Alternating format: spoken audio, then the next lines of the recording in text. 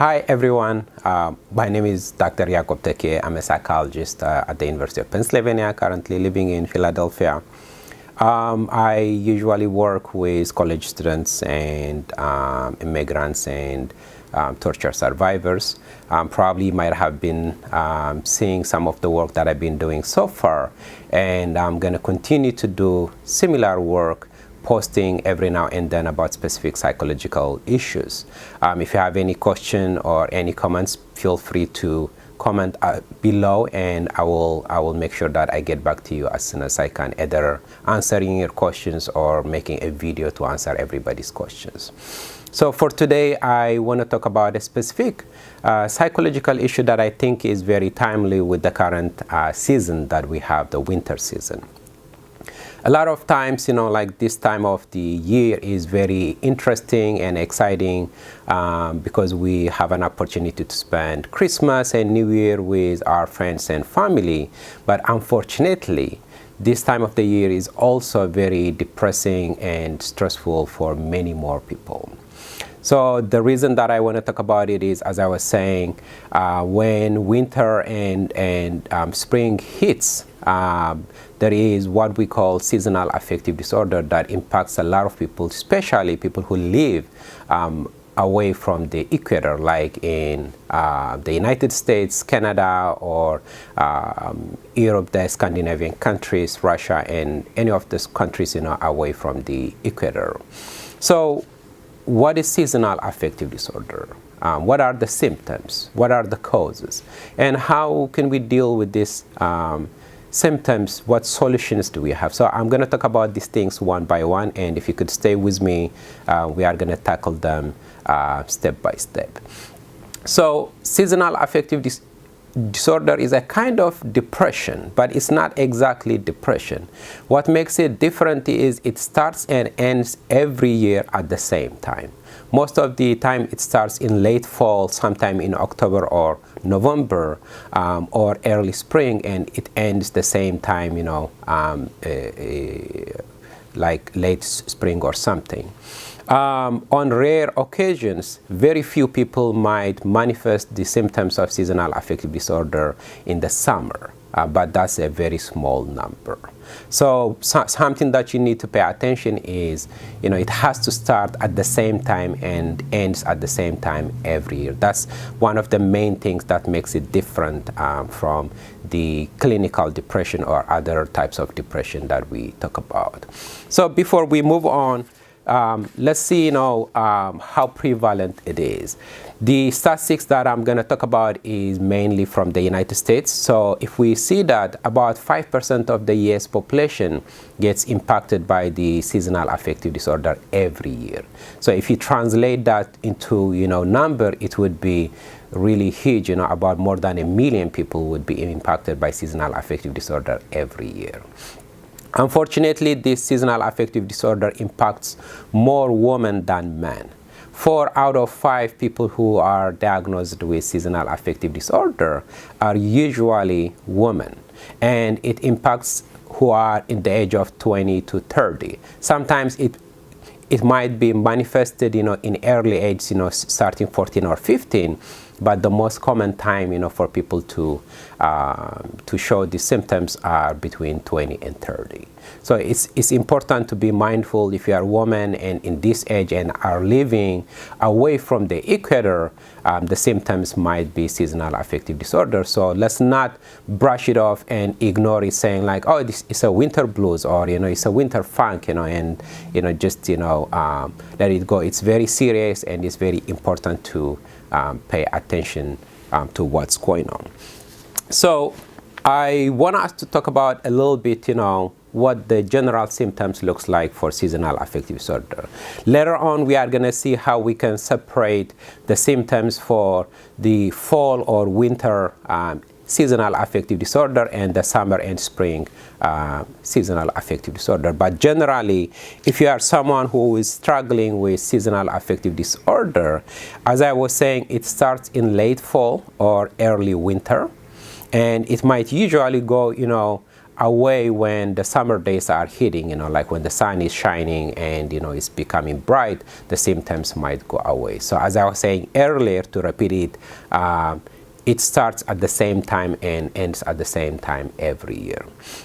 Some of the common things is that usually the symptoms start very mild, and they might progress to be more severe, so some of the symptoms that you might notice generally in everyone is you might feel depressed or sad most of the day or every day. So some people might feel like, sad, and they don't feel like, going out of home, or they might feel like, they just feel low energy now, and then they might feel something else, later on. So one of the common things is you might feel depressed most of the day. The other thing is similar to other types of depression is losing interest in activities that usually used to be interested. For example, if you are someone who used to enjoy taking a walk, like hiking or exercise, meeting people, all of a sudden when the hits, you kind of feel like you don't want to go out. You don't feel like you don't want to do anything at all. You might close yourself in your room and not even meet your family. Maybe to the maximum, you might just leave your room to eat or drink or use the bathroom. So your interest in activities that you usually used to enjoy might really decrease. Another thing is low energy. Most of the time people report that, like they don't feel they have any energy to get out of their bed or to do anything. It feels like as if they've been tired or exhausted. And this is without doing anything. Even if you spend all day in bed and doing nothing, you still feel, low energy with a lot of fatigue. At the same time, low motivation. And this is, I think, a very important thing to understand. Because if you are young and, for example, a student or, or have a full-time job or a part-time job, you might notice that your motivation to go to class or your motivation to go to work might really go down. And this is the time where we see a lot of times students don't feel like going to class. They miss a lot of classes, they miss a lot of lectures, and they really struggle, with their performance. And at the same time, if you have a full-time job, then absenteeism might be very common. So it's very important, I think, to understand the motivation, the struggle with motivation is part of it. Another important thing is sleep. So we are going to separate this, as I was saying, if it is a winter seasonal affective disorder or, a summer, it's different. But sleep is something that gets disturbed most of the time. So depending on the type of season, you might oversleep, or you might have a disturbed sleep, or what we call insomnia. So a lot of time people report that they don't feel like getting out of bed, and they sleep like for 10 to 12 hours, which is very unusual, and they still feel like they can continue to sleep, or they might struggle to fall asleep and they can't get 1 or 2 hours in every night. Other important things to pay attention is appetite. So you might notice some change in your appetite. As a result, also you might notice some change in your weight. So if it is a winter or fall seasonal affective disorder, you might notice that you have more appetite, especially for a very starchy foods, carbohydrate, like you might crave those kind of foods. But if it is a summer or spring seasonal affective disorder, you might lose your appetite, and as a result, you might lose significantly in your weight. So it's important to know, like what type of food you are craving and how much you are, gaining weight or losing weight. Other important things to notice, as I mentioned earlier, is your interest in social interaction really gets low. Perhaps you might be someone who is considered outgoing, fun-loving, someone who is really cheerful to meet friends and family. But all of a sudden, when the winter season hits, you feel like you don't want to meet anybody. And this might be very strange to you. It might be very strange to other people. But it's very important to understand that, like it might be as a result of this seasonal affective disorder, like your interest in people or in interaction might, getting affected.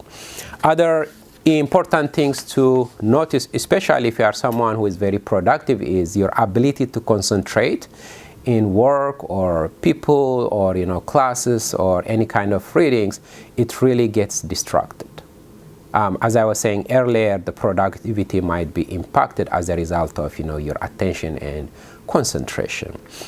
Finally, which I want to emphasize a little bit, is thoughts of suicide or death might be very common.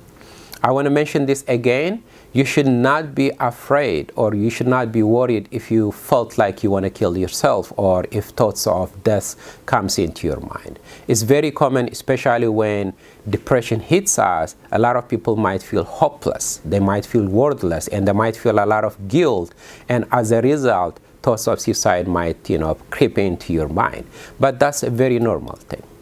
So don't worry and don't be afraid. We are going to talk about these things, what we can do. But these are some of the common symptoms, because especially in our culture, in the Eritrean Ethiopian culture, suicide is a very strange thing and a very scary thing. So having that thought might make you be afraid or, terrified why you in the first place even had that kind of, thought in your mind. So don't worry. It's not you, it's the season, and you should not be, someone who is going to deal with it alone. So we are going to go through this one by one. So before we move on, let's separate the symptoms, what the specific symptoms would look like for fall and winter seasonal affective disorder, and what the symptoms looks like for summer and spring seasonal affective disorder. They are a little bit different. So I want us to pay attention and know what actually the difference would look like. So in the fall and winter seasonal affective disorder, or what we call usually winter depression or winter blues, you usually oversleep. You tend to sleep a lot more than usual. People report about 10 to 12 or 10 to 15 hours in a day, and they still feel like they want to sleep. Another thing is you gain more appetite. You feel like you want to eat more, and you binge eat sometimes, and you crave starchy food and carbohydrates more. As a result, you are going to gain a lot of weight. And this might be something strange, why do I gain weight, but that might be as a result of, your appetite, and at the same time, the type of food that you are craving. And the last one is you tend to feel more tired, fatigue, or low energy. So it's important to understand these symptoms. But on the other hand, if it is a spring or summer seasonal affective disorder, you tend to struggle with sleep, or what we call insomnia. Even if you are exhausted, after a very long day of work or school or anything, you might struggle to fall asleep again. You might feel itchy and struggle and, struggle, more to kind of fall asleep. On the other hand, as compared to winter seasonal affective disorder, you lose your appetite. You have a very poor appetite, and you don't tend to eat more. So as a result, also you lose weight. You lose significantly your physical weight. And the last one is, as compared to low energy, you are more agitated and anxious. You might feel a little bit restless. You can sit quietly, or you might feel like you are very itchy, like to do something in a very comfortable way. So it's important to understand these things and to say them again. With spring or summer seasonal affective disorder, you struggle with sleep, there is poor appetite, losing weight, and you feel more agitated and anxious. So another thing, before we talk about the causes of seasonal affective disorder, seasonal affective disorder is very similar to other types of depression, especially to major depression or clinical depression is very similar in terms of the symptoms, and the causes and types is very similar. And that's why we really need to pay attention and reach out to our professionals, either a psychologist or, your physician or a psychiatrist, to make sure that what you're struggling with is seasonal affective disorder and not any other types of depression. But again, to say, like one of the important factors, that differentiates it, from other types of depression is the timing is always the same. It starts and ends at the same time. All right. So let's move on to talk about the causes of seasonal affective disorder. Unfortunately, the causes of seasonal affective disorder is not clearly known. But definitely we know very few factors that impacts our mood, or in general our seasonal affective disorder. So the first few things that we need to talk about is what we call circadian rhythm, or the biological clock. Usually people have a biological clock, they wake up at the same time and they go to bed at the same time. But because of the season change, we might struggle with the internal clock. So when the winter is changing, like all of a sudden the sun is going down very fast, that our biological clock is kind of changing. So this might disrupt our biology, where it makes us feel more sad and down. The other one is the other cause, and that has been supported with a lot of research, is what we call serotonin. Serotonin is a type of chemical. It's a chemical that's found in our brain, and it is usually known a happy chemical. By the way, serotonin is found in bananas too. So if you eat a lot of bananas, you have a tendency to feel more happy and smile a lot too. So eat one banana a day as much as you can. But with this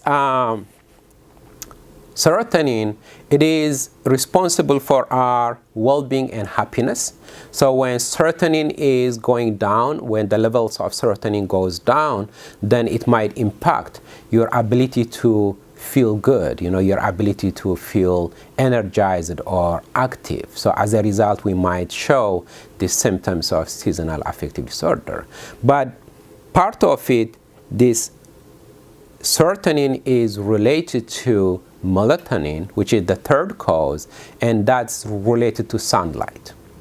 So the more we are away from the sunlight, as I mentioned at the beginning, the more we live away from the equator, or the more you spend time in your home without going out, then your melatonin is going to be affected. As a result, you are going to get less vitamin D, which impacts significantly your mood. So generally, these are the three causes that we have so far. There is a lot of other controversies, but we definitely know that low serotonin, melatonin, and your biological clock would impact significantly how you would feel throughout the winter season. All right, so probably to say a few things, who might be at risk of developing seasonal affective disorder. First, if you have any family history of seasonal affective disorder or any types of depression, you might be at risk.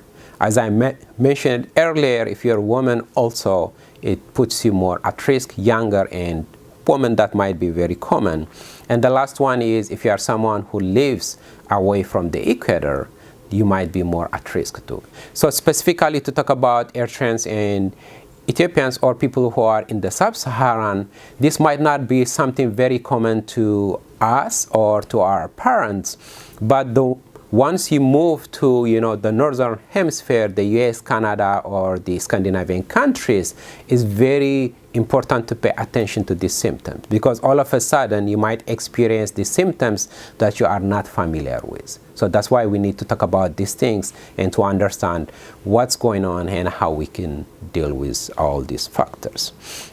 So I'm not saying this to scare everybody, but to pay attention and really to take it serious. Because if we don't take care of it, it is something that's going to hit us every year. And every year we are going to struggle with our productivity, with our, motivation and, concentration and everything. And that might be something depressing, like you might wonder, why am I feeling this way every year? So I want us really to take it very serious, the signs and symptoms of this seasonal affective disorder, and think about it, what we can do. If you leave it untreated, it is going to impact your life very significantly. I want to say that again. If it is left untreated, it impacts your life significantly. So let's pay attention to the symptoms that I talked about earlier, and let's talk about what can we do, how we can improve our well-being if we are struggling with these kinds of symptoms. The good news is, if it is identified and diagnosed early, it can be prevented and treated easily. So it's important to pay attention to the symptoms as early as possible. If you notice that like for the last 2 years the symptoms has been coming up at the same time every year, it's very important to reach out to your doctor and get a thorough evaluation. So if you decide to check with your doctor, most likely your doctor is going to do a very thorough evaluation, and this is going to include physical exam, lab tests, and a very detailed psychological evaluation. So if your doctor is going to do physical exam, they might check, and they might ask you about your physical health. Sometimes we see that symptoms of depression might be as a result of physical issues. And the same thing, like they might order lab tests, especially if you are someone living away from the equator. It's very likely that you might struggle with vitamin D deficiency. And this is important to check, so your doctor most likely is going to do a lab test for vitamin D deficiency and thyroid. And the last one is a very thorough psychological evaluation. As I mentioned earlier, the symptoms of depression, general depression, and seasonal affective disorder are very similar. So your psychologist or psychiatrist might do a very thorough evaluation to ask you about the history of the symptoms, the duration of the symptoms, and the type of symptoms, and that would help to understand what's going on. So if you decide to see your mental health professional or a physician, expect a very detailed and thorough evaluation. So in the second part of the video, we are going to talk about the treatment options. What solutions do we have? How can we deal with the symptoms of seasonal affective disorder? If you have been diagnosed with that, or if you are already suspecting that you are struggling with seasonal affective disorder, we are going to talk about the treatment options in the second part of the video, and stay with us.